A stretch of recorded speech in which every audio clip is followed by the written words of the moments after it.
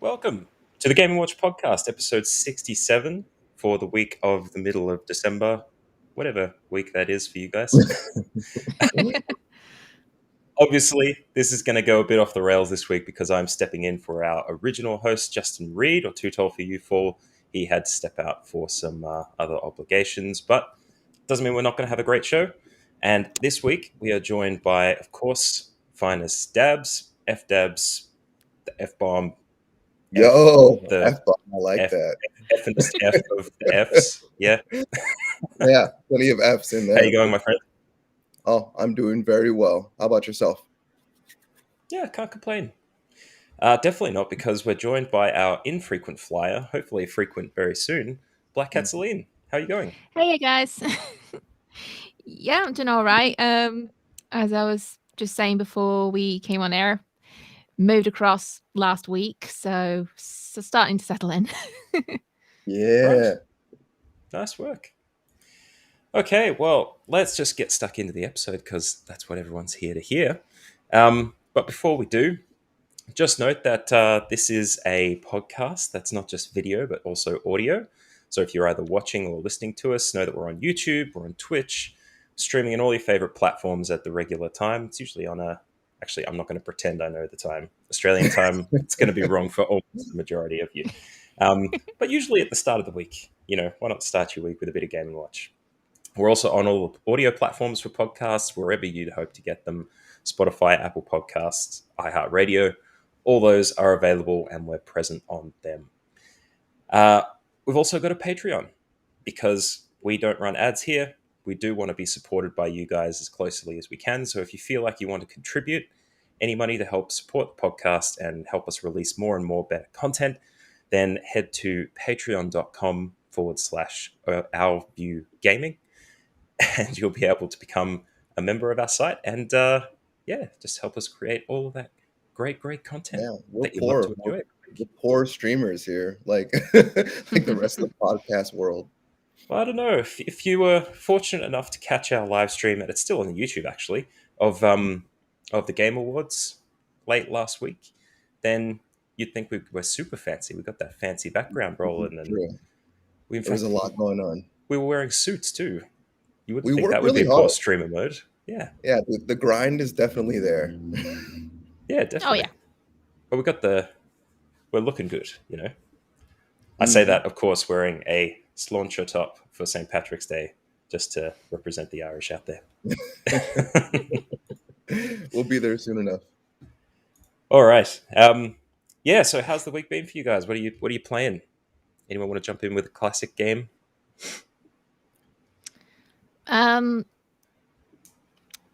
Classic. Well, it doesn't have to be classic. I mean, I was going to say, the new pickup in the house at the moment has been Kingdom Hearts Melody of Memories. So that's kind of taking you on a whistle-stop tour of all things Kingdom Hearts. And the game I've been playing by myself has been Tales of Vesperia Definitive Edition. So that's originally a 360 era game. So yeah, a bit of a classic. And I'm curious, the Kingdom Hearts one, is that a more recent release that just shows you everything that's been going on with the story? It's a rhythm game. That's right, it is, isn't it? Our Hero? I'd forgotten. Yeah, it's so you've got Sora, Donald, and Goofy, at least in the single player version, kind of going on through this map, and then when you're in the levels, they're running across a musical stave, and you have to push the various buttons to the rhythm, and yeah, it's pretty intense. I can imagine. I remember Thumper was a big one. All the different keys. You get away with it a bit. So I think X, R1, and L1 are like the main attack ones, and then you've got like ability boxes and jumps. So yeah, quite a bit. Yeah. Well, Kingdom Hearts is ridiculous for releasing games that are a little bit left of center, especially when they don't run their main line as often. I think it was like 10 or 12 years between Kingdom Hearts 2 and 3. Yep. Pretty crazy. They were doing GBA games in the meantime. Yeah. Well, they do. They have Kingdom Hearts Chain of Memories, and then they had some a unique cross one that was for Dream mobile. Drop this. No, sorry, I'm thinking of the 3DS one. Yeah, that Dream Drop Distance is another one. There was also 365 by 2 days or something, Yeah. which was a weird. It's very unusual. It's probably one of the more esoteric of those game series. That's just a bit hard for to keep up with. But look, I played the main games and I managed to keep up with the story at least. But Mm. I don't find that true at all. What? What do you mean you kept up with the story? No one's kept up with the story. Impossible. well, I managed to keep up with it, and I didn't even get the secret endings, and that was apparently where all the action happened at the end of those games. But Nice. anyway, what have you been playing, Finest? Sadly, I haven't really been playing much this week. It's been kind of a hectic week. I mean, the last thing I played was Guardians, and still just on chapter 14. So I still have the 2 chapters left. Mm. But I almost did. I was this close to buying a Switch OLED this week. I was Oh, doing my really? Christmas shopping at Target, and there was Mm. one readily available right in front of me. I looked at my wife, I looked at my son, I looked at my wallet, and I was just like, okay, probably not the best time to buy a Switch OLED, but I was shocked. I was shocked that it was ready to like right there and ready to go. So no, I Mm. didn't pick it up, unfortunately. Temptation. It was very tempting. Like out the door after I was gonna get the insurance on it because I didn't want to deal with like any drift or any issues. And if I did, I wanted just to them to take care of it. So out the door is like 420 American. And I was like, Wow. and then it was 370, 373 without the insurance. And I just Wow. can't do it right now. That's very expensive for the insurance. Yeah. Hmm. I know that I suppose you'd be reconsidering just because someone may have bought it for you for Christmas. Yeah, no one's buying me any consoles anytime soon. Okay. Suppose that's why you looked at your wife and your son and you were like, "You get it for me?" Well, No. it was like dependent whether they get Christmas gifts or not. It was like, oh, can we buy this for the family? Like, can I buy you, like, babe? Can I buy you and Henry a Switch, and then I'll play it too? And it's like, no, you can't pull that. Like, get us our gifts. So yeah. I've actually got a mate that his partner has some kids, and that's how he does his Switch work. They play Mhm. Legend of Zelda for a bit, and then they get told to go do their homework, and then he picks it up and he's like, "Yeah, I get to play a little bit." It's not bad. But anyway, it's good to hear that we're still playing games, or at least considering them. As we get closer to the holidays, we'll get a bit more time, I'm sure. But what we won't have a lot of time for is gaming news because it tends to dry up of late. And as we get closer to Christmas, there's going to be less and less gaming news as people don't like to dominate the news space. But we've got some news stories to talk about this week, so let's jump into the gaming news callouts. And the first article we're going to talk about this week is about another video game movie.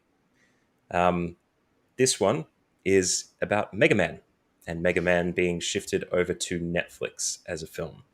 Now, obviously, for context, we're talking in the realm of Sonic being a relatively successful first film, and then announcing a second that was recently kind of announced, I guess, or a trailer was released at the Game Awards, and a number of other gaming properties doing quite well, especially Arcane on Netflix that I happened to start watching the other day, which is actually excellent. It's an excellent series, even though it has nothing to do with League of Legends. But yeah, are either of you Mega Man fans and happy to see that they're making a film? Yes. I'm gonna jump in this one. Yeah. So Mega Man has been consistent throughout my gaming history. First off, like it was like one of the first games that like I played with my cousin and my sister via Nintendo. Um, and then it was the deciding factor, like PlayStation over Nintendo 64. When I was like in middle school, I was like, which one do I go with? Like Mega Man has now left Nintendo and gone to PlayStation, and I had to follow Mega Man. Um, so that led me to that, and then I've been kind of PlayStation, of course, jumped to 360 and Microsoft and Xboxes a little bit then, but yeah, Mega Man's a big part. Hold on one second. Oh, audio listeners, we're getting some props while he trips over everything. Oh, So look at that. I am the live action Mega Man. Oh wait, this way. Okay, Um, breaking news. Finest Stabs being cast as Mega Man in Netflix series. that would be a dream. That would be a dream. That's an awesome helmet, So though. actually, let's go even a step further. I'm gonna pop this out of the box, and Celine, you take over for a second, or Matt, you guys take over for a second. He's desperate. Oh boy. Do you have any history with Mega Man, Celine? A little bit, but I say mine isn't with the classic Mega Man. It was more the NetNavi version. So Okay. yeah, that was definitely interesting. It wasn't the I wouldn't say they were the most intuitive things, to be honest, but they were enjoyable. You're gonna have to help me out here. The NetNavi, is that like a Oh, little sorry. PDA So device or there's something? two different versions of Well, there's multiple different versions of Mega Man, but there's the one that is like the physical robot, and there's one that's a program. And in this in the reality of the program version, every appliance you can think of is connected to the internet. And to navigate the internet, people have something called net navigators, or net navis for short. And they are essentially AIs that are accessed via these terminals that people carry around with them. And the Mega Man in that is working with his operator, shall we call him, who's I've forgotten his name in Japanese, but he's called Lan in the Makes sense. in the English localization. And yeah, but the two work together to try and defeat cyber terrorists. Sounds like there's enough there for a decent movie story. There was an anime series based on it. Yeah, but from what I've seen of little clips, the voice of Mega Man was perhaps a bit abrasive. I may have that wrong, though. Incidentally, Mega Man is called Rockman in Japanese. Oh, well, that aligns to the whole boss fight thing, right? There's like Leaf Man and Razor Man and all those different ones, right? Yeah. But yeah, it was to pair him with Roll. Yeah, rock roll. A lot of kind the of like. Go on. Oh no, I was just gonna say they all had like rock themes, like in the very beginning in the traditional original Rockman series before he became Mega Man, and when he came to the US. Yeah. Okay. And yeah, I think that's what they drew from for the characters of the not so good Mighty Number 9, because you had Beck and Cole. You guys are throwing terms around here that I don't get because I am not in Mega Man at all. But we've got F up there that's just donned his Mega Man helmet. It did. Is looking this is only the very second much the time out part. of box. Yeah, so all you audio listeners, you guys can go to the YouTube and check out the helmet. It's even better when I have my blue shades on. But yeah, Mega Man has just been so iconic through the years. I don't, there's been so many games. I don't even know how many games he would have now. I think he must be like 40, 50 games strong. Wow. Just throughout his series, through the GBA, the Game Boy, PlayStation, he's a definitely iconic character. His famous game, his Mega Man 2 cover art is like infamous for being like some of the ugliest cover art in the world. Oh yeah. Yeah. But yeah, Mega Man's a favorite character of mine. Even Justin, Too Tall for You Fool, got a Mega Man plushie for my son. So now my son, yeah, like rocks around the house, like with his, no pun intended, rocks around the house with his Mega Man plushie. It's Mega Man Legacy, I guess. Um, but the important question is, are you happy to see a film being made? And Oh, do you think you'll enjoy it? probably not. Mega Man, Okay. Mega Man's shows have been consistently bad. They've done several cartoons, the Mega Man Network cartoon, the original Mega Man, just Mega Man cartoon, was pretty bad. But it was, I mean, the first one was okay. The original cartoon was okay, but this one being live action really scares me. I really don't know how they're gonna do it. As you can see right now, I look like an idiot with this Mega Man helmet on. So Right. I just can't imagine anyone else looking much better.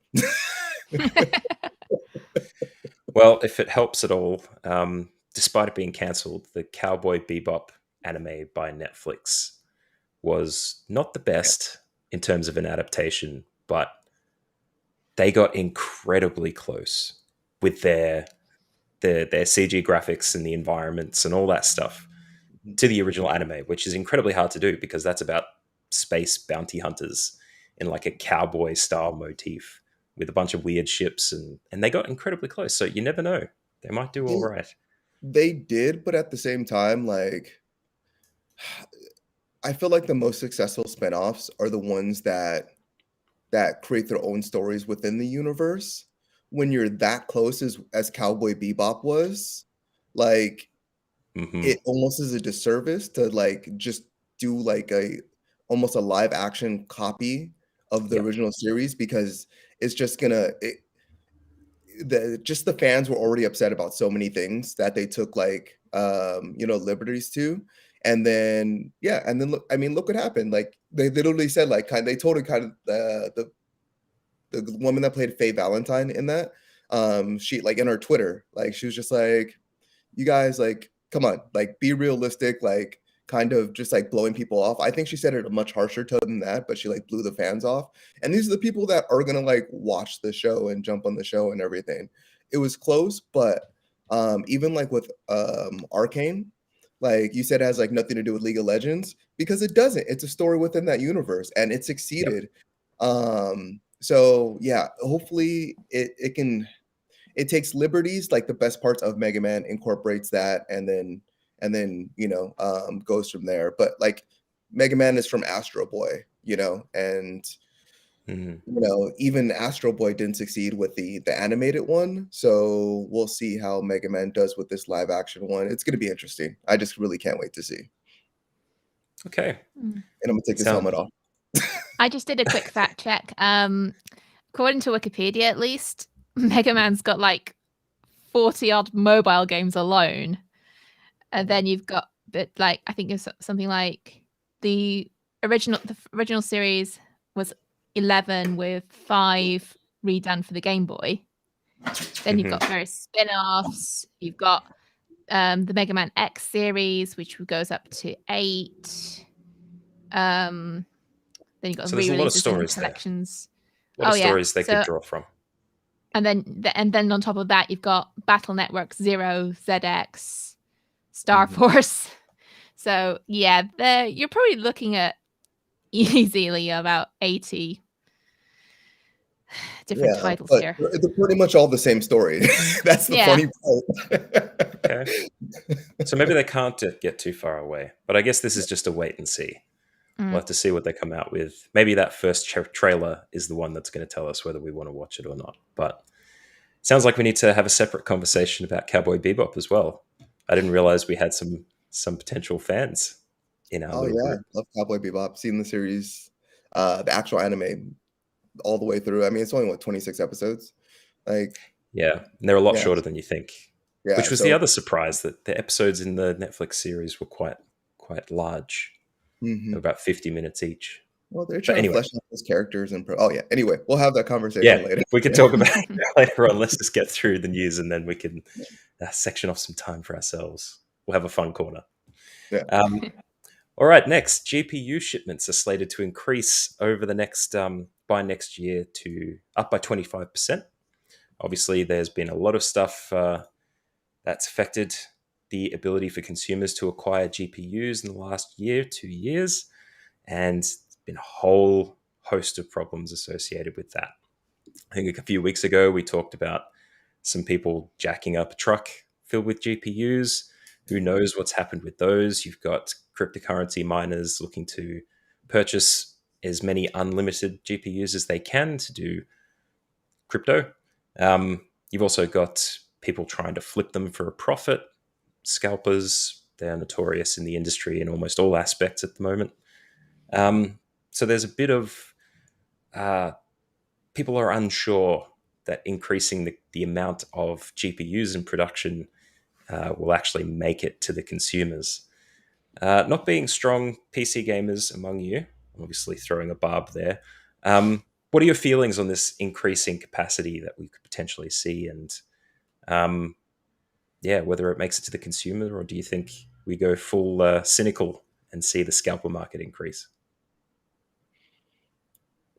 I think part of the shipments increase. I mean, it's partly production, and then it's going to be partly actual actual suppliers like kind of leveling out. So in terms of like what this means for us, um, I don't really think it's gonna affect us either way. Like your average person, you only need one, you only need one or two maybe GPUs, in your whatever computer you're running. As far as like being able to get one, yeah, it's gonna slowly become easier to get them.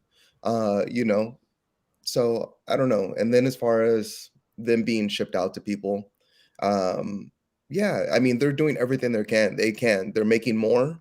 They're not only making more, they're making like a variety of different ones. Like I know in the story, like 2 weeks ago, we were talking about like they've created a whole new GPU out of like a alternate one that like wasn't selling, and yeah, I don't know. It's gonna level out. Oh, it's gonna level out eventually, but I don't know.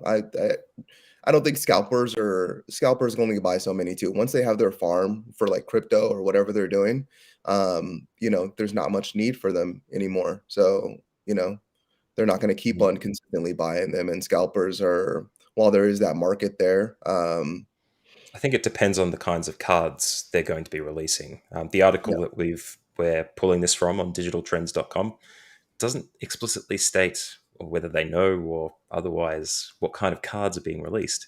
So if we were looking at them increasing the 25% with 3060s, 3070s, 3080s, yeah, then it is entirely possible that consumers will buy them to upgrade their cards if they haven't been able to acquire one yet. And it's only recently that cryptocurrency miners have been able to take off the limiter, which a lot of NVIDIA products at least have on their products to prevent the full breadth of capacity being available to mine that crypto. So I think at this stage it would be silly not to entertain the idea that they are just going to keep getting bigger and bigger. That, the guy with one crypto rig isn't going to stop at one. yeah. He's just going to try and burn out an entire forest trying to generate that cryptocurrency. Hmm. Well, I'm sorry to burst your bubble, but there are some facts that have emerged that I'm kind of bearing in mind. So, Hmm. um, Apollo's an avid watcher of Hardware Unboxed, which Matt, you may be very familiar with. They have observed that while the prices are still inflated, um, supply in Europe isn't as bad as it is in North America. So North America seems to be like the hub of the scalping issue. So just to kind of give some hope for the more international listeners. The other thing to bear in mind, so this is what I've heard from Upper Echelon Gaming, who's a really in-depth kind of audio essay kind of YouTuber. He has noted that China has effectively banned this use of cryptocurrency as currency. And that is going to cripple the crypto market, at least within China itself, because apparently that was a really big market for GPUs for the purposes of mining crypto. So Definitely. between those things, I do have a bit more hope, especially when that crypto might start to see like the decentralization, which appealed so much about it, being hampered by people who are like, whether it's because people are being concerned about the environmental cost of it, whether it's people deciding that, we shouldn't be using this as currency anymore, like China has. I think we might be starting to see a speck of light at the end of the tunnel when it comes to the scalping issue. I think it's always going to be there to some extent because we have more people interested in gaming than ever thanks to the pandemic. But That's it. I don't think that market is going to buy anywhere near as many as the crypto market has. So I think, like I said, so it's a speck of light, but I'm hoping that is a light at the end of the tunnel. Yeah, countries are definitely trying to close off those gaps a little bit. Australia is very much the same.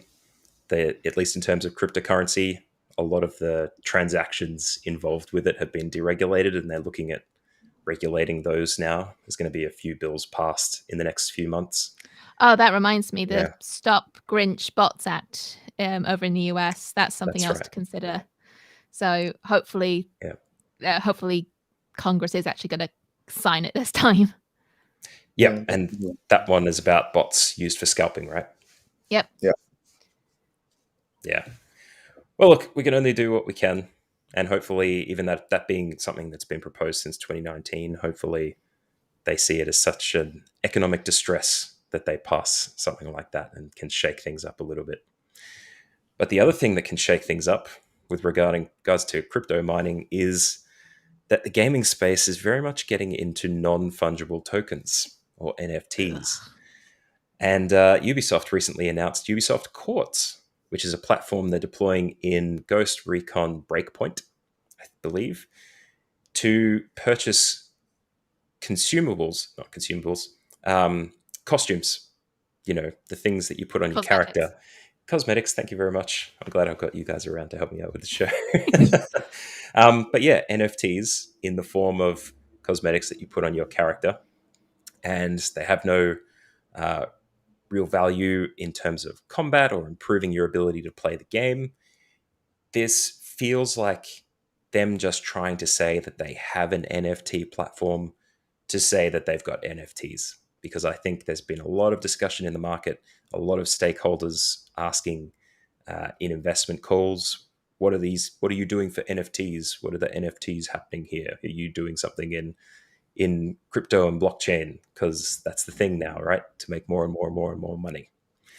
And it looks very much like a money-making venture here. They've tried to say that they're preserving the environment with the NFTs that they're using. I'm going to hurriedly try and find what they call it. I've forgotten the name. Proof of stake blockchain, which is said to be less energy consuming. But nevertheless, we're looking at people buying consumables. Sorry, I've said it again. Buying cosmetics and saying that they have NFTs just to have NFTs, but it's exactly the same as purchasing a product with real money. Bringing our cynicism forward again, how do you two feel about Ubisoft Quartz? You know, you know how to use less energy or conserve less energy or conserve more energy, I should say. Not do it at all. Yeah, you just don't do it. That's it.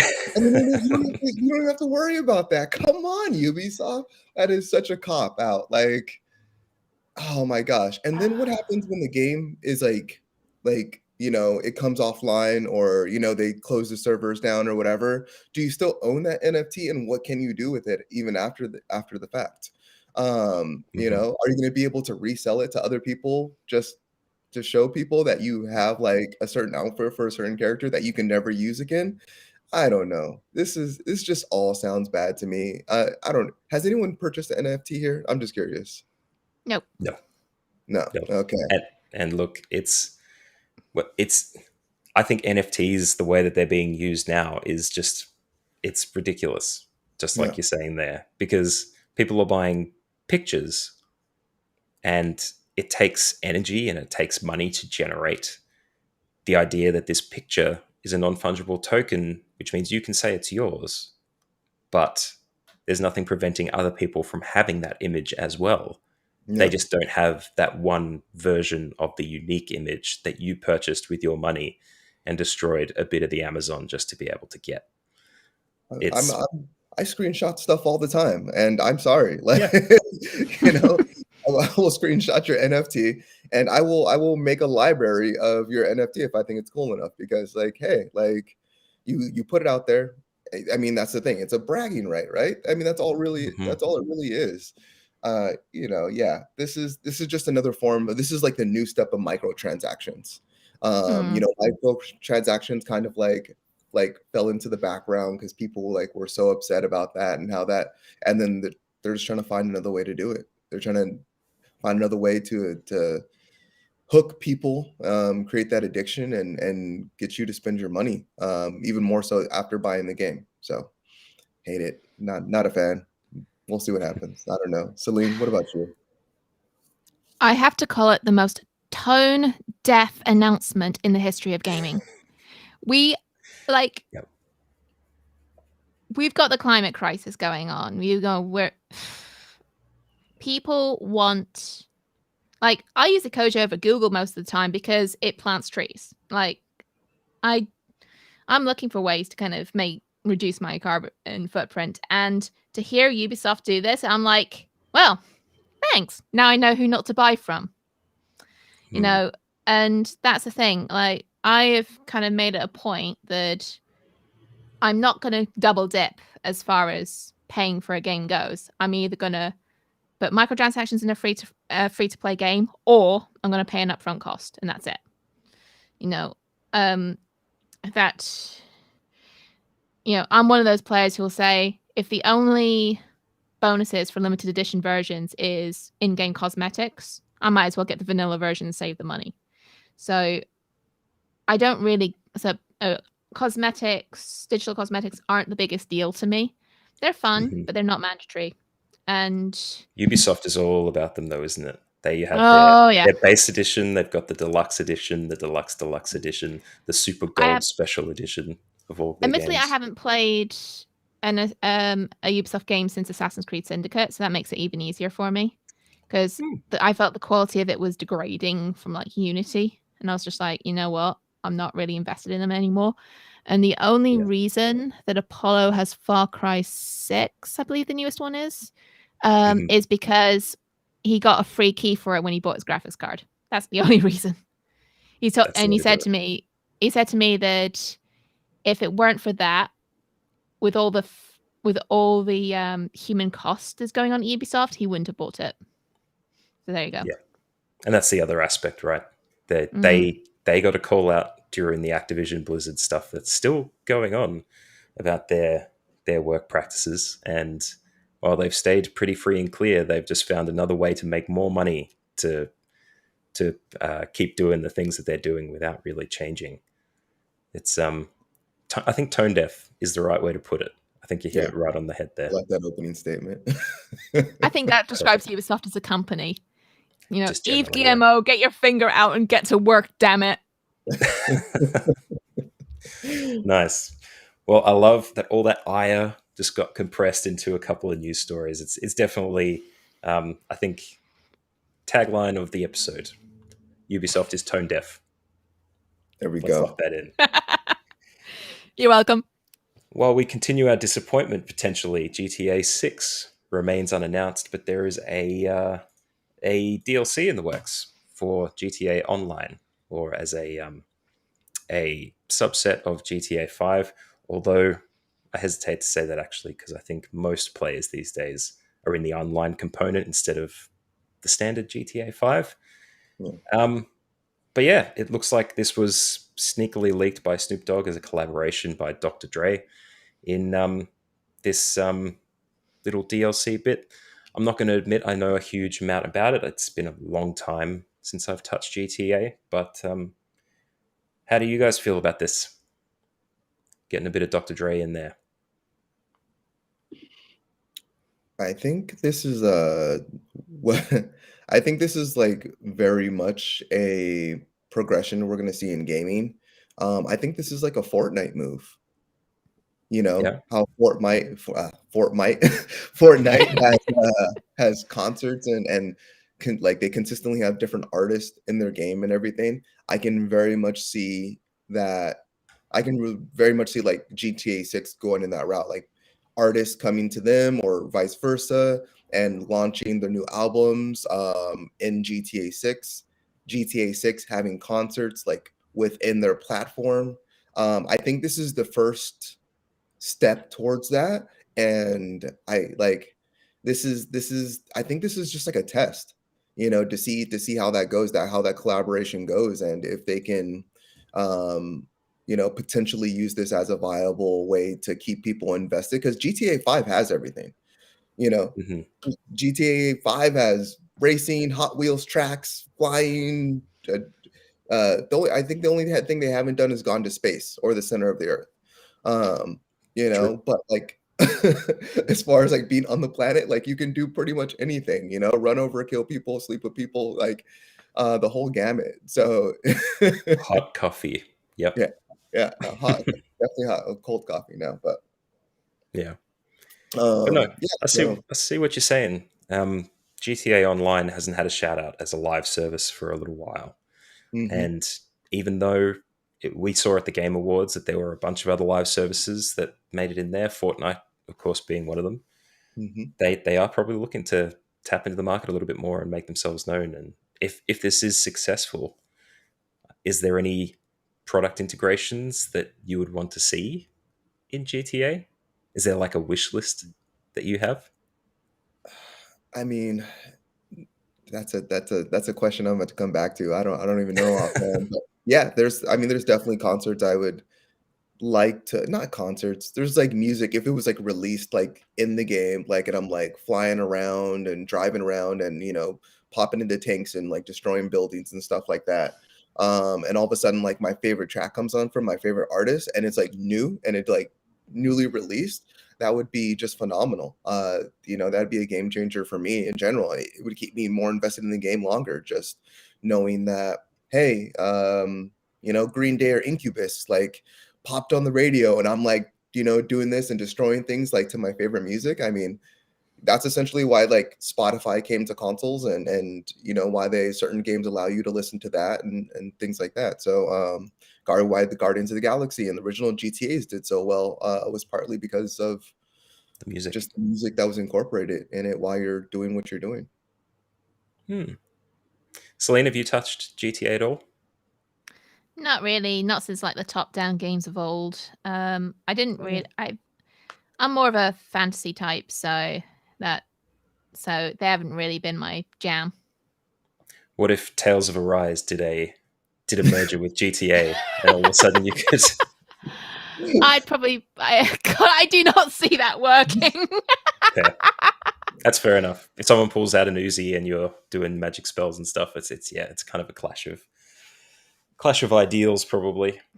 But we Yeah. could see things like, imagine Netflix releasing their Mega Man film, there being a tie-in with GTA Online. Like Mm. that's probably the stuff that they'd aim for, right? The stuff Yeah. that's not quite embedded in reality and that can be integrated at this level, but at the same time they'd have to dedicate the development power, and maybe GTA 6 is a little bit further away. It's hard to say, but look, things are how they are. Rockstar loves making money, and GTA is Yep. GTA. Let's just put And it that way. I just want to say, yeah, I think this is pretty cool overall. So I'm excited to Yeah. see it. I'm excited to see some more content within this game, even though we haven't seen anything from GTA 6. So Yeah.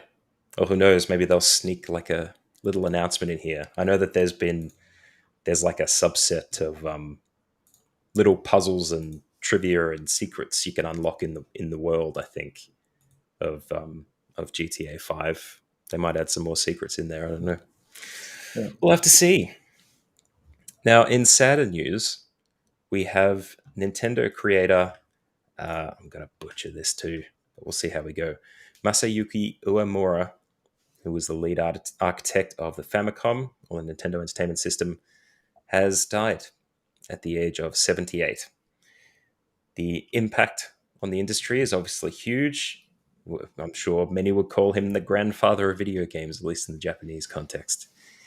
Um, how do you two reflect on this? Selena, you were mad on Nintendo stuff, aren't you?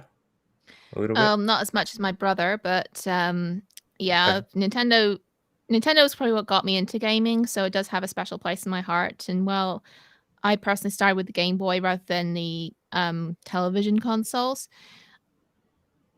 I think it's safe to say that so many people out there would have never gotten into gaming to the extent they did if it weren't for Uemura's work in creating these consoles. You know, he Mm, basically invented a whole new way to play games, and well, they started kind of passing it off as a toy, more so in abroad. I think a lot of us owe a lot to him. So, you know, it's like it's not unlike when we lost Iwata. So yeah. the you know, time does roll on, unfortunately, and this is just another way that shows that we lose someone who made such a huge mark on the industry. It's really interesting to see that because gaming is still so young, isn't it? We've only Mm. been like maybe 30 years, 40 years of video games in the form that we know it now. And it's still growing. It's still pushing the boundaries of what it can do. And this is probably some of the first major players passing the torch and us seeing history start to roll on a little bit further.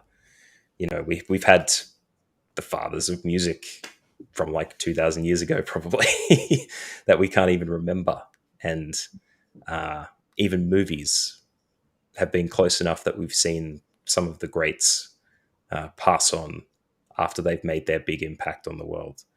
These are just the names that we're going to remember as part of gaming history, but to be around to be able to see these people pass on but still appreciate their contribution, I think that's a really important thing. Mm-hmm. Yeah, completely agree. When I was working on the podcast earlier, and I read this article.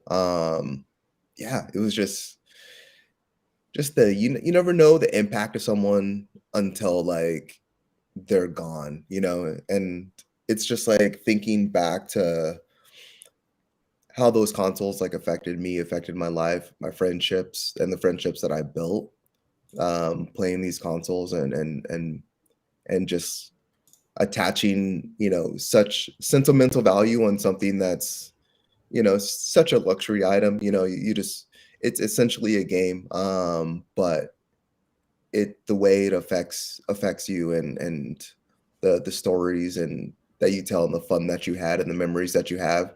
It's almost like smelling, like you smell something just like 30 years later, and it like takes you back to your childhood, like whether it be like it's Christmas time, so like we have like Mm. pine trees, so like I have a pine tree in my house right now, and I'll never get a fig tree because every time I smell that tree, like I think about like myself as a child, and it just that enjoyment that I had, that enjoyment I had opening presents and Santa and all that stuff is very much the same as gaming. Just having those old consoles behind me, oh, that side. And just playing those games, it really just harkens back to everything that I enjoyed as a child. And yeah, I just appreciate anyone that's worked on, any of these consoles and created these machines that we love and adore so much. Yeah, here. And Agreed. that's the passion for gaming, right? Yeah, Gamers are probably the most passionate about their, I hesitate to call it a hobby because it's going to detract from my point, but look, when we're mad about it, right? We yeah, really enjoy this stuff. So it does leave a big impact and sometimes a big hole when these kinds of things happen. Passion, I think would be the right word. Yeah, passion's definitely the right one. Anyway, Masayuki Uemura, your impact is felt. Your passing is felt. Pour one out, if I had one, for parting glass. Slauncher. Sorry. Slauncher. There you Anyway, go. so we got one last story to kick off here before we get into the main topic, talking about the Game Awards, just for a little bit. We've got more games announced for the Switch Online expansion for Nintendo 64. We are looking at the release of Banjo Kazooie alongside Paper Mario. Now, obviously, these are two very big games. Paper Mario, definitely a big one, but Banjo Kazooie, I would argue, maybe a little bit bigger. It's because the fans felt quite bereft until the follow up came along, and that name escapes me now too. You can tell I'm not a Nintendo person. Banjo But Tooie, do you mean? oh, that was a follow up, wasn't it? No, I Yeah. was thinking about Ukulele, which Oh, was yes. came at the not the behest. I think most people who wanted a banjo game jumped into Ukulele and enjoyed it, but I don't think it hit as strongly as they probably anticipated.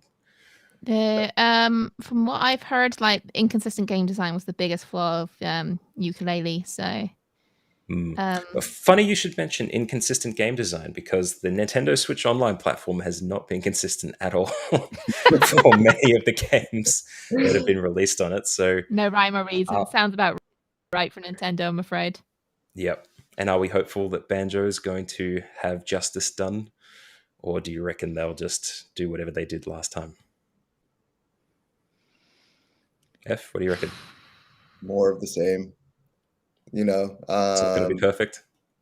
no, I just this the Switch itself. It doesn't. I think it's two facets. It's going to be the Nintendo Switch doesn't have the power and was not meant to run an online service the way that we expect online services today. We have such high expectations. While we do often get broken items and broken UI and everything and so much and so forth, like Nintendo Switch is very much broken in the sense that like it can't do those basic operations and run even the simplest of games, even games from later generations it can't emulate, and I don't think that's what it's meant for, and I think Nintendo honestly just really needs to stay away from it.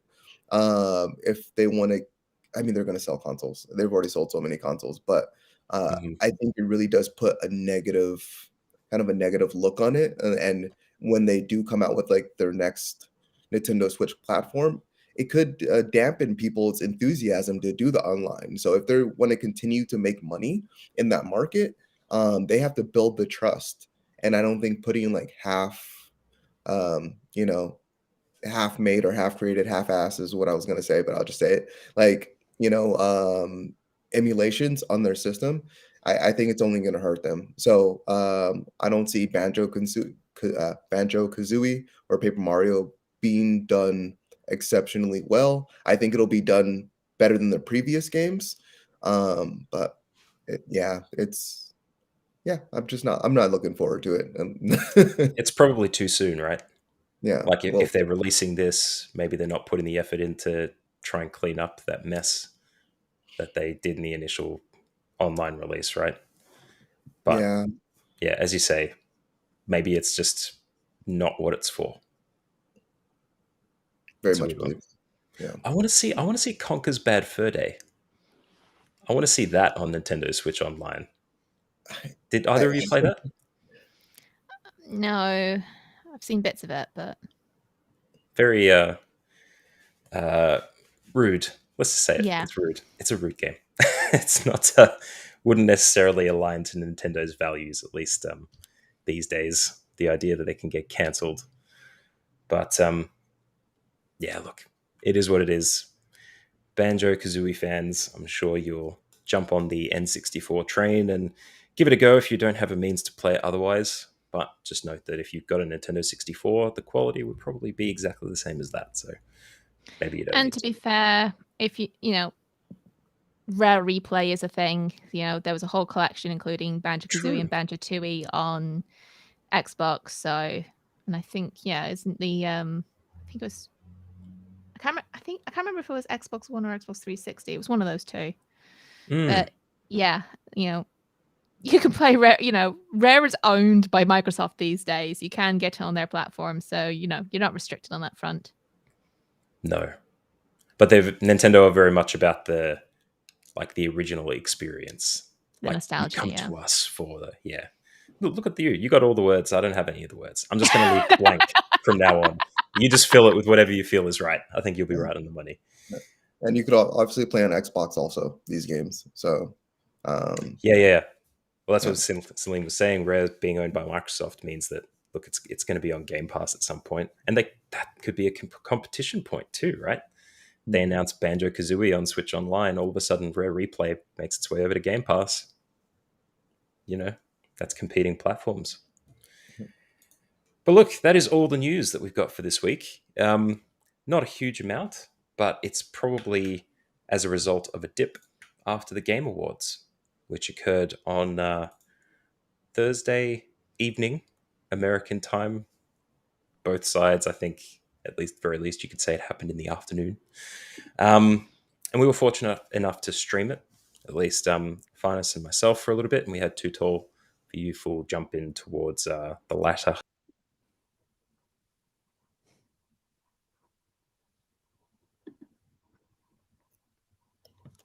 Oh dear. Oh, it's okay. We did freeze. I wasn't sure. Frozen. I thought yes. Okay. Matt, if you can hear us, check out real quick and come back.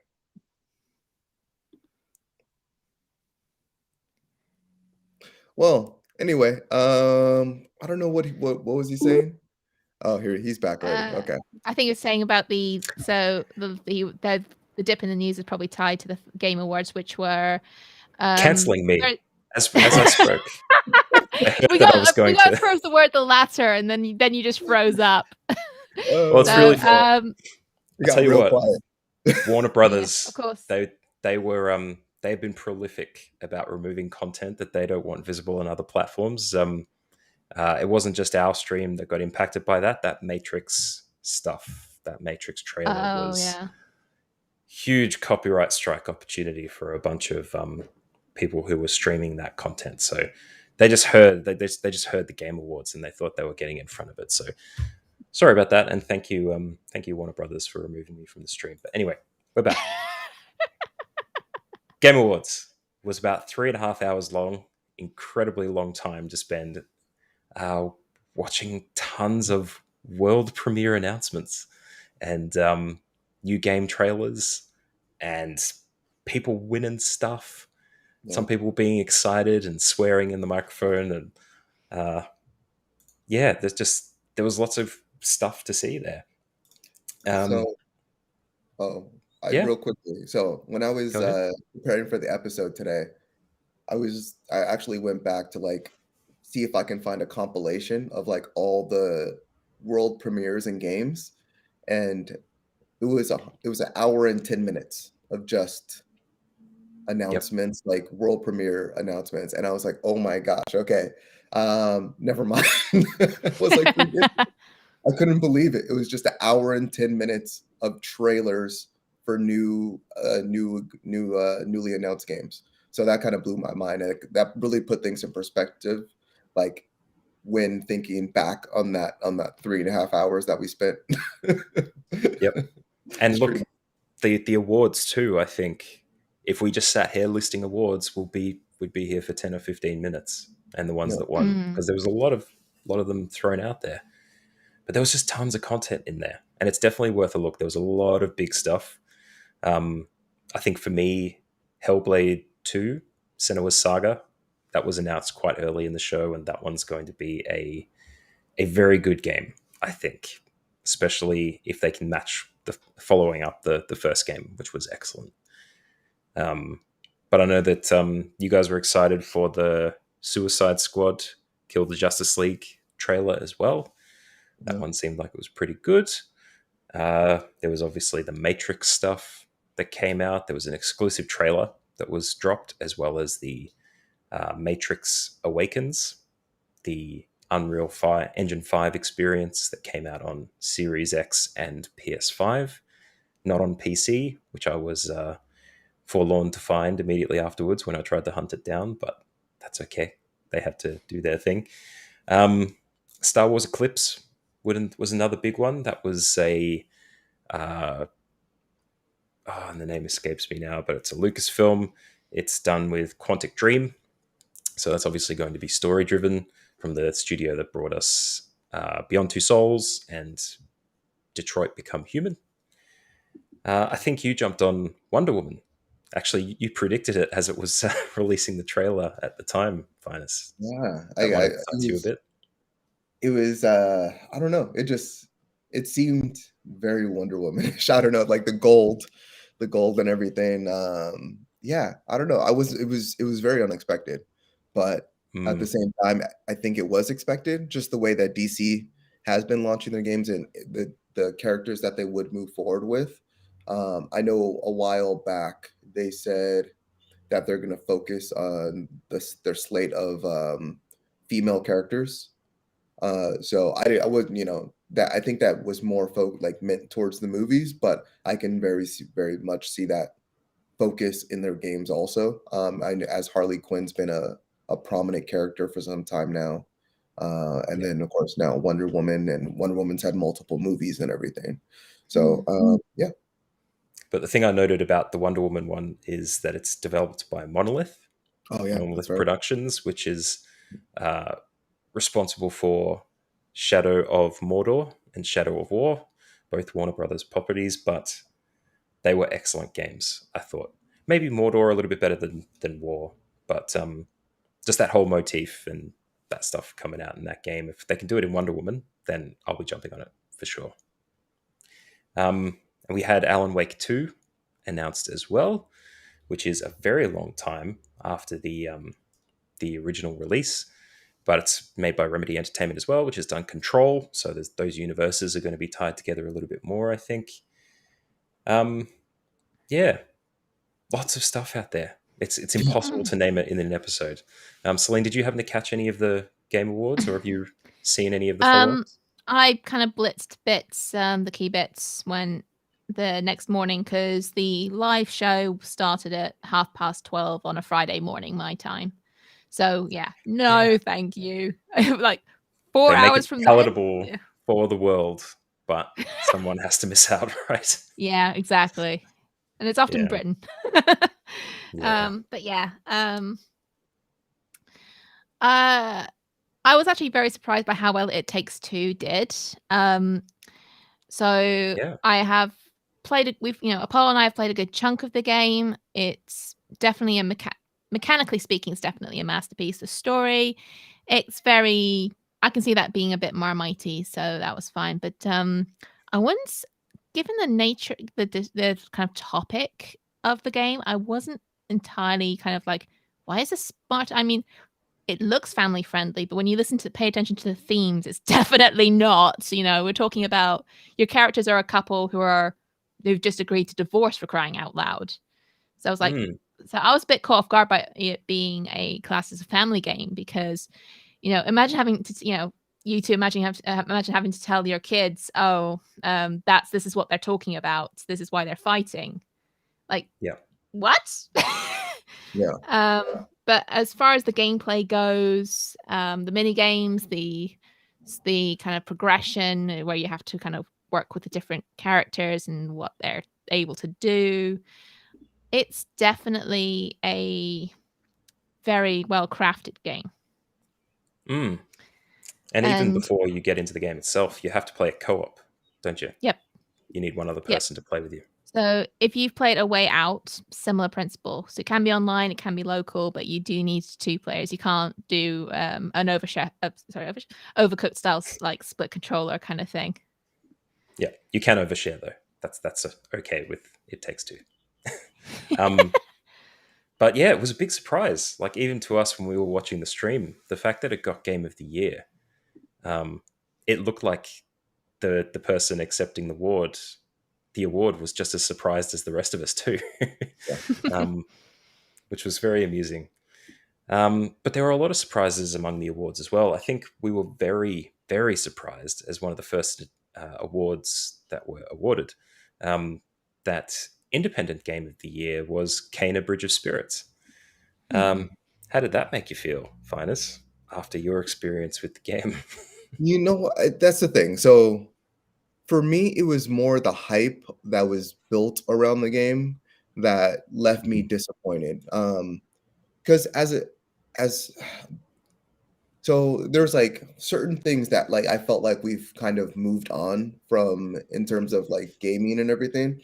And like one was like a CGI cutscene and the actual gameplay itself. Like those were not indicative of each other. Like you had a beautiful cutscene and then you had a good looking game. You know, and I feel like it almost detracts from the amount of effort that people do in in-game engines, and how they present their game and how they make it seamless, and you know, and showing their how beautiful their engines are and how they operate. So just going into that game and even doing it on the older generation console where it was very symptomatic of problems. And I actually read an article that they actually started on the PS4 version, and then they actually you know, scaled upwards for the PS5. So that was very shocking in reading that article. I almost find that hard to believe, like, Really? but just because the amount of errors and problems and glitches and frame issues I had on the PS4. But I mean, it's been constant with updates. It's gotten significantly better. The difficulty scale still bothers me a little bit, but I think it's I I think it's deserving of a potentially an award. I don't necessarily know if like this was the showcase or this was the place for that against its competitors. But you know, to each their own. Kina's a is a great game. It's a good game. Let me downgrade that a little bit. It's a good game, and yeah, I you know, I I just think there's better games out there. In short, Okay. It's funny. I haven't heard you describe the cinematic versus gameplay experience like that before. Because it's funny, Mhm. I had the opposite playing on PC after purchasing from the Epic Game Store. Um, it could just be the nature of the hardware being different, but I found the cutscenes to be of a lower frame rate than the gameplay. Really? Yeah, I found Huh. the gameplay and in-engine game stuff was of a higher quality than the cinematics. But Hmm. that may be just a consequence of them as a studio um, developing the cinematics not in engine but recording them like they would a Pixar picture, and that quality not translating across to cinematics when the upgrades come. So if Yeah. your computer's better, the game's obviously going to improve, but the video interstitial content isn't going to. But that's fair. I Yeah. mean, not all games are for everyone, right? Nope. Yeah. Very true. Yeah. Did you have a favorite award, Celine, that you saw? Was there a category you were Mhm. keeping your eye on just in case? Um, I suppose the big one, you know, given my preferred genre, I did check in like the favorite the best RPG, and the fact that Hmm. it Tales of Arise one, that was like, yeah, I am definitely gonna have to keep an eye out and get that game now. Maybe after I've Oh, completed Vesperia. So, yeah. Well, I've heard such great things about Tales of Arise so far. It's mm, just been it's changed things for people. I think that the Tales of series has been put on people's radar because of this game. I yeah. think.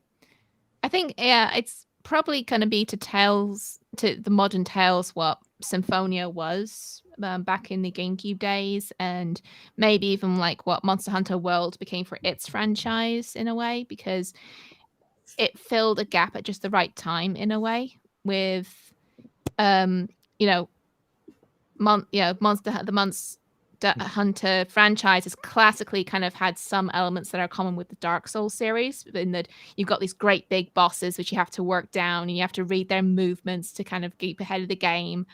And now and when World came out, Dark Souls had finished, and for that reason, I think. and the fact that they kind of worked some quality of life stuff. The team at Capcom for Monster Hunter kind of struck at just the right time, which helped World kind of catapult its success. And now you've got Tales of Arise looking to do something fairly similar for its own franchise. You know, it's very much an RPG. It's delivering something that people wanted in a new way. And and you know, like I said, I'm playing Vesperia at the moment, and I'm looking forward to picking it up after that. Yeah, and I'll be playing this as soon as it becomes feasible for me as well, because after playing Scarlet Nexus, which also copped a nomination in that same category, I think after being away from RPGs of this style for a very long time, I think I'm ready to make my way back in again. Yeah, which is big. It's good. Incidentally, Symphonia was the Tales of game that got me into the franchise. So. I'll have to have a look at that as well then. Yeah. An anniversary version of it came out on PS3 way back when, because I think it must have been the 15th, but anniversary. But no, that. But yeah, I do recommend the series for the franchise overall. For some people, the engines and the combat can be something you can find yourself falling in and out of love with, because they do shift from game to game to game. Like, what was it? Tales of Graces has a very different gaming engine to Tales of Systeria or Vesperia, or from looks it probably even Arise as well. So the engines definitely evolve. It's good though. It's good. Awesome. Now, speaking of anticipation, at least from my end, the most anticipated game being Elden Ring. Will either of you be picking this up next year when it comes out? I believe so. Apollo might. I might. I haven't been. Monster Hunter is more like an exception to the rule that I'm not as big on the ones that kind of test your. Like, I have a rotten sense of rhythm and anticipation sometimes, so I'm not the best at those kind of genres. But I might watch. I might check in over Apollo's shoulder, or maybe give some bits a stab. But yeah, I'd say there's going to be something for everything in there, for everybody in there. Yeah. Especially with regards to the story and Dark Souls and FromSoft. Whoa, words today. FromSoft games are generally, the story is hard to get to. You know, you wouldn't watch over someone's shoulder, because inevitably, if you're doing that for the story, you're going to be watching them read a book or read an item description or something like that. But it seems like this Elden Ring is going to be a little bit more forefront with its story to engage the player, and it's got obviously those very engaging visuals. Just the world itself seems enrapturing for the most part. It's probably going to be definitely a change for FromSoft in general, I think. Hopefully another ring of good things to come. But of course, God of War Ragnarok needs an honorable mention here, just because I love the game. So when it comes out on PC early next year, make sure you play it if you haven't already. Any other honorable mentions from you guys before we move on to the towards the end of the show? Yeah. Guilty Gear Strive was one that I was very happy to see. That game came out in 1998. I think they've had like 7, 8 fighting games since then. And they've been pumping them away. They've really made them more accessible, but just one of those games that have been in the fighting game community and they've only strived since since their first iteration. They just slowly like bled into the market, and people, like, as they got their hands on it, start to realize how great of a fighting game this is. The story, of course, has not always been there, but what fighting game has a great story, really? Not too much, to say the least. But yeah, game's beautiful. It's shocking because the game's almost a year old now, and I jumped in after the Game Awards. I was like, that's right, I totally forgot about this game. Like, I want to pick it up, and it has not dipped in value whatsoever. Like, there's been like no sales on it. It like the price has not gone down. Yeah, so that like is very shocking to me that it's held its value that Mm. much, within a retailer market. So that just tells me like this Guilty Gear must be doing something special in terms of like, you know, They've that got they something don't right. want to they don't want to devalue the game, and if you're picking it up, you're picking up a quality game. um and this very much just speaks to that in terms of like winning best fighting game of the year. So super happy about that. Hmm. I think that was the least surprise that I saw in the gaming sphere that one picked it up, even though Yeah. there were some decent nominations for that category as well. Any other big players before we move on? Mm. Going Still once. can't believe It Takes Two won all those awards, but Yeah, I kind yeah. of started in with that. I think it did feel like, because I know people have talked about, well, they've described the Game Awards as kind of just the industry moguls clapping each other on the back, kind of like how people describe the Oscars. It Mm, did feel like, part of me, kind of the cynic in me wonders how much of it was an attempt to kind of make themselves feel a bit more legitimate. The fact that we've got, this like little in I mean, it's published by EA, but Hazelight is not a big studio. So, then you got this, and like I said, it is I do think It Takes Two is deserving of Game of the Year because the way it reinvents itself to kind of keep the gameplay fresh, um it's the same the fact, argument for Psychonauts 2, right? yeah, Yeah. and I mean, maybe mostly I haven't played Psychonauts yet, but Mm, no, it's how should I put this? It did feel like it was. I don't know if it was if trying to is quite the right expression, but it was like it didn't. It felt less like that um big guy propping himself up bigger kind of situation, because we had mm, more. I felt like smaller or at least lesser known games were getting a bigger role this year, which I'm happy about. I just think yeah. the show itself was way too padded out. I mean, 4 hours is way too long. Yeah. They probably lined it up with a few too many announcements, and maybe some of their features were a little bit long. But you're right; it's the little games that got the acknowledgements this year, and it may be as a result of the delays or whatever it might be that push that stuff out a little bit. It's good to see the little ones getting some recognition. And yeah, I'm gonna have to try It Takes Two next year. Ooh, we just lost Celine there as well. That's perfectly fine because we're going to move on to the one of the final portions of the show, which is the release rundown. Now, this rundown is the new There we games that we go. can expect. Oh, Sorry welcome about back, that. Celine. I'm glad I'm not alone having these computer errors this time. It's always nice Mm. as a PC person to know that other people are experiencing problems too. Is that I don't have to ferret out and bury into my PC to try and find where that problem's happening.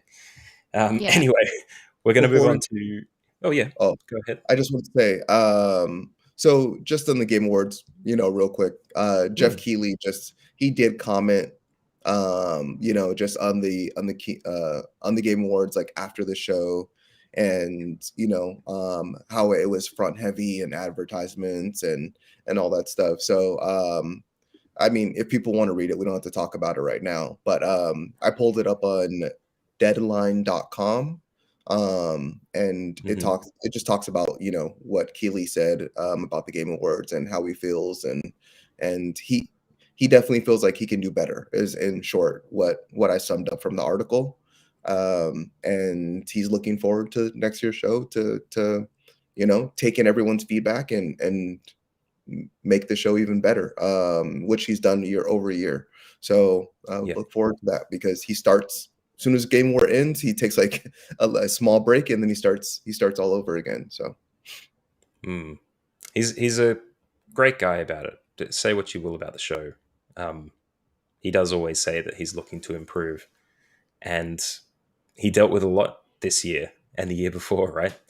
Because of the pandemic and the responses they'd have to make, and potentially. I'm so sorry. I think it's the connection with this room layout. That's okay. No stress at all. But yeah, the idea that we're dealing with a pandemic still, and someone could have turned around and said, "Nope, you're not having a live show this year." He probably had to make a lot of allowances for that as well. But yeah, we'll keep up with it. And he did a Reddit AMA a little bit before that, and was taking advice from people and asking questions of them just as they were of him. So it's good to see. Hopefully, it ends up at a place where everybody's happy at some point. But anyway, the release rundown. I'm going to talk about the new games that will be coming up for release in a little while, or at least over the next week anyway. First off, we have Shovel Knight Pocket Dungeon coming out on PS4, Switch, and PC on December 13. And on December 14, we've got Among Us being released on consoles. That's PS5, Xbox Series X and S, PS4, and Xbox One. And we've got Smurfs Mission for Leaf Smurftastic Edition. Mouthful. PS5. Alien Isolation is coming out for iOS and Android on December 16. Scare your pants off on the bus. Just bring something to clean yourself up just in case. Final Fantasy VII Remake Intergrade coming out on PC on December 16 as well, which was very amusing for me. I tried to track it down on the Epic Game Store. I was like, yeah, I should play that first one. I haven't tackled the remake yet. Not there. So I'm going to have to find another way to play the first one. Five Nights at Freddy's Security Breach, PS5, PS4, and PC coming out December 16. And The Gunk, Xbox Series X and S, Xbox One, and PC, also being released on Game Pass December 16. Any releases this week stand out to you two? Mm-hmm. Okay, moving on. The Gunk like, for me is a big one. I mean, when I heard like Alien Isolation coming out on phones, I'm like, Yeah, why? right. Like it's one of those games that's best like Immersive. played on a massive screen or in VR with like the lights turned down for extra effect. Like putting it on your like you can get away with something like I don't know Monster Hunter Stories. I've been playing that on my phone because it's done. It's well implemented. A couple of bugs aside, and it's a light-hearted thing. You would happily play on the bus, but Alien Isolation? Are you kidding me? It's too easy to put down, right? Get too scared, just put it in your pocket or pull out, your Instagram feed or something instead, and just leave it for the next day. But yeah, you're right. Oh it's gosh, immersion, imagine right? hitting the power button, putting it in your pocket, and then opening your phone again to get the xenomorph jumping at you. No. maybe they have the vibrate function in there as well. So you put it in your pocket and you're like, you just don't want to deal with it, but you hear it rumbling away as it picks you up or something. You just wait for it to stop. It's like, am I dead yet? Yeah. But look, it's coming to Android too, which could mean that maybe they release it as a game integrated on Android-based platforms as well. That could be smart TVs, could be, I think, not Google Home, but the Google TV platform that would be built on Android. Maybe they're looking at a product integration Chromecast. there. Yeah, well, there's Chromecast and then there's the TV unit, which is a little bit different, I think. But look, either way, it's Android, it's Google tied together. Maybe that's what they're looking at with it. But, I gave it a go. I'm happy to watch other people play it in VR sometimes, because that's a thing. Someone made a third-party app for that. But yeah. Yeah, I think I know in the console ones you could kind of like peek around corners a little more accurately on VR. But... Yeah, but the thing I was told is that they haven't built the VR components right. So if you're doing weapon things, you can't have free form movement with your hands to do the aiming. You have to aim with your face. So if you're going to shoot in a direction, you have to look directly at it, bang, bang, and then shoot, bang, bang. Yeah, I don't know. Wow, I haven't played enough of it. A little bit, but it was made by an independent bloke. It wasn't by the by the developers. Yeah. But yeah, as said before, the Gunk is one that I'm going to pick up. It's the first release from Thunderful Games, Yeah. most notably presented by Mark Hamill. That one looks like a very story-driven experience with something a bit unique, and some new and arriving on the scene voice actors as well. So it should be a bit of a fun time. Don't think any of us would be surprised that Among Us is making its way to platforms, especially with me discovering that there's a paid DLC becoming available for that. And it's coming to VR. And coming to VR as well. Yep, that was announced at the Game Awards too. Let's move on. Shovel Knight Pocket Dungeon might be an interesting sell. I know there's a few versions of that game rolling around, and there might be some people interested in picking it up again in another form. Mm. But otherwise, pretty standard rollout, and I'd say it's going to slow down as we get closer to Christmas. So if you see something that's worthy of a present for someone that you love or that you hate, Among Us, then definitely pick it up and pass it on. Now, we are about to finish up the show, but first, I'd like to hear what you guys are all playing this week. Have you got planned? Is there anything you've picked up recently that you want to play, or are you just hanging on until you get those awesome Christmas presents? Ugh. I, Uh, I'm. I got a Go. and I got a sigh. I'm not sure. It's because I've kind of got 3 games on the go, depending on what platform I'm using. So, like I'm alternating between Tales of Vesperia and Shin Megami Tensei 3 Nocturne on my PC. Mhm. And on mobile, as I said before, I'm playing the first Monster Hunter Stories because I've got the second one on my PC waiting to go when I finished it. Excellent. So you're not going to pick up Alien Isolation then? You've got a mobile game on the go. That's okay. I understand. Nah, I'm not into horror games so much. Yeah, me neither. Not worth the time. Finus, what are you up to? Continuing with Yeah, no. Guardians? Yeah, more Guardians. I just picked up the Castlevania collection. Also, so it was like $5. It was the one with Symphony of the Night. Not the GBA collection that just came out, but the one. Oh, There's another collection that just came out with a couple Belmont different, 2 different Belmont games and Alucard's game. So this is like my 5th time picking up Symphony of the Night. That I'll probably be primarily playing out of that collection. And finished Guardians is the main thing for me right there. And then hoping to jump into Death's Door shortly after that. But good. yeah, Good. yeah, that's the plan. We'll see how it goes. Just there's not enough time in the evening after the wife and kid go to sleep. I usually just fall asleep on the couch playing a game. So we'll see what we'll see what happens this week. But yeah, No homework this week. You can relax into the holidays. That's what getting into Christmas is all about, right? It's about just taking your time, not feeling like you have to do anything particular. yeah, my work gave me some time off, so I'll actually have some time to play.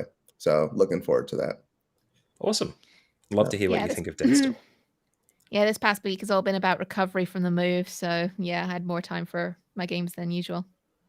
That's good. It's a good recovery medium, right? Yeah, it is. Yeah, it is. For me, I actually finished Deathloop on the weekend, which is it was. I found it a little bit difficult to get into the game initially, but I found it hard to tear myself away from it once I got into it a little bit more. I actually came out of the Game Awards thinking it would pick up a few more than I anticipated originally.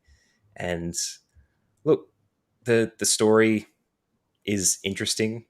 2021 is the year of the loop game, I think. But I would definitely recommend it to people. I think because of the Game Awards, it's still 50% off on Humble Bundle and shop fronts like that. If you wanted to pick it up and give it a go, or give it to a family member as a Christmas present so you can play it yourself, absolutely condone that. But yeah, I'd recommend it as a game, absolutely. But it leaves me bereft this week with making a game choice. I think I'm in one of those stages where I'm not quite sure what I want to play next, and I'm kind of hunting around for the next big one.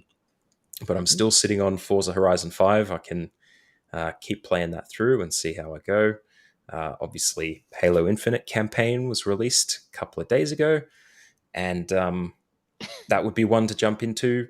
Maybe I haven't played a Halo game since I finished Halo 2, so I might struggle a bit, but the entire collection's on Game Pass, so that might be all right. I've also been willed quite strongly to play the Mega Man collection, which I'm sure I'll find no opposition in this with our current group here. Look, if I can pick it up, I'll give it a go. Making no guarantees, but I am a big fan of a game entirely filled with boss battles, so that might Well, actually be up my alley.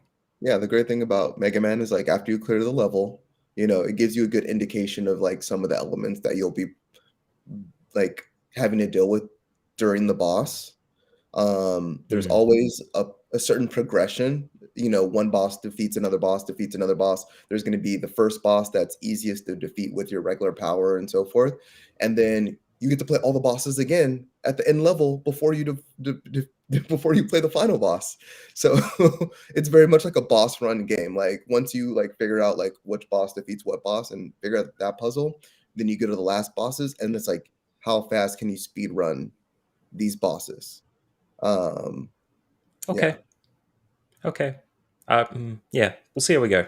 Depends on what platforms that's on as well. If it's on PC, it's a very easy get. But yeah, look, you're speaking to me. I mean, look, what else can I say? I've been told by our background production studio it's on Steam, so perfect. I will pick it up, provided the price is right. Well, that's going to end the show for this week and episode 67 of the Game and Watch podcast. I want to thank you all for listening or watching if you have been. As usual, we're going to be streaming next week again, so make sure you catch up with us on the live platforms Twitch, YouTube, Facebook, wherever you like to watch. Make sure you catch up on the audio episode if you happen to miss out. Subscribe. Make sure that if you do want to contribute and support us in the podcast that we're doing at the moment, then subscribe and send us some cash. Patreon.com/OurViewGaming. You can also get in touch with us on the socials. We're on Twitter, a little bit on Instagram, but you can get to us somehow, for certain. I want to thank my co-hosts for this week. Finest, thank you very much for coming and providing the production color. And Celine, thank you for coming as infrequently as you have, but we always do appreciate it when you can make it. I almost made it to the end there, but I didn't quite get there. Nope. It's always a pleasure to be here, guys. Awesome. That will bring us to the end of the podcast. Thank you so much for watching and listening, and we will see you next week. Bye, everyone. But Ciao.